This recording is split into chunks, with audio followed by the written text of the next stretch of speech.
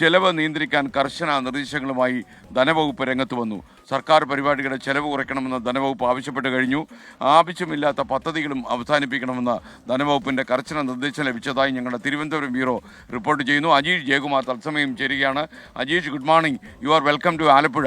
അപ്പോൾ അജീഷെ, പെട്ടെന്ന് ഈ മാർച്ച് 31 സാമ്പത്തിക വർഷം അവസാനിക്കാനിരിക്കെ ധനവകുപ്പിൽ നിന്ന് ഇത്തരമൊരു നിർദ്ദേശം കിട്ടാനുള്ള കാരണം എന്തായിരിക്കും? SK എന്തായാലും വളരെയധികം സാമ്പത്തിക പ്രതിസന്ധിയിലൂടെയാണ് സർക്കാർ കടന്നു പോകുന്നത്. ഇനി ഈ വർഷത്തെ ഈ സാമ്പത്തിക വർഷം അവസാനിക്കാൻ ഇനി കഷ്ടിച്ച് ദിവസങ്ങൾ മാത്രമാണ് ബാക്കി. അതിനിടയിലാണ് സർക്കാർ ഇത്തരത്തിലൊരു നിർദ്ദേശം സംസ്ഥാനത്തെ പൊതുമേഖലാ സ്ഥാപനങ്ങൾക്കും സർക്കാരിലെ വിവിധ വകുപ്പുകൾക്കും നൽകിയിരിക്കുന്നത്. പ്രധാനപ്പെട്ട നിർദ്ദേശങ്ങൾ ഇങ്ങനെയാണ്.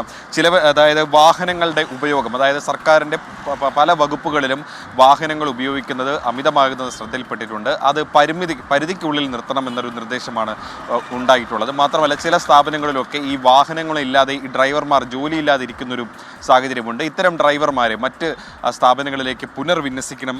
കൂടാതെ ഈ ഓഫീസ് സംവിധാനമുള്ള ഓഫീസ് അസിസ്റ്റൻ്റ്, അതേപോലെ തന്നെ തസ്തികകളിൽ കരാർ നിയമനം മാത്രം നടത്തിയാൽ മതി എന്നൊരു നിർദ്ദേശമുണ്ട്. ചിലവുകൾ ഈ ബഡ്ജറ്റ് വിഹിതത്തിൽ കൂടരുത്. ആവശ്യമില്ലാത്ത ഇപ്പോൾ നടന്നുകൊണ്ടിരിക്കുന്നതുമായ പദ്ധതികൾ അത് അന്വേഷിച്ച് കണ്ടെത്തി അത്തരം പദ്ധതികൾ അവസാനിപ്പിക്കണം.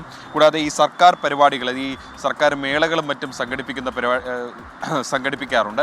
ഇത്തരം പരിപാടികളുടെ ചെലവ് വലിയ രീതിയിൽ കുറയ്ക്കണമെന്ന് ആവശ്യപ്പെടുന്നുണ്ട്. കൂടാതെ ഈ പൊതുമേഖലാ സ്ഥാപനങ്ങളിൽ, പ്രത്യേകിച്ച് ഈ KCB പോലുള്ള സ്ഥാപനങ്ങളിലൊക്കെ ഈ ബില്ല് കൗണ്ടറുകൾ ഇപ്പോഴും ഉണ്ട്, അവിടേക്ക് ജീവനക്കാരുമുണ്ട്. പക്ഷേ ഈ ഡിജിറ്റൽ പേയ്മെൻ്റ് ഒക്കെ ഇത്രയധികം വ്യാപിച്ച ഒരു കാലഘട്ടത്തിൽ ഇത്തരം ബിൽ കൗണ്ടറുകൾ വേണമോ വേണ്ടയോ എന്നാണ് സർക്കാർ ആവശ്യപ്പെടുന്നത്. അത്തരം കൗണ്ടറുകൾ കണ്ടെത്തി അത്തരം കൗണ്ടറുകളെല്ലാം അടപ്പിക്കണം, അത് ഒഴിവാക്കണം എന്നൊരു നിർദ്ദേശം കൂടി സർക്കാർ ഈ ഘട്ടത്തിൽ മുന്നോട്ട് വയ്ക്കുന്നുണ്ട്.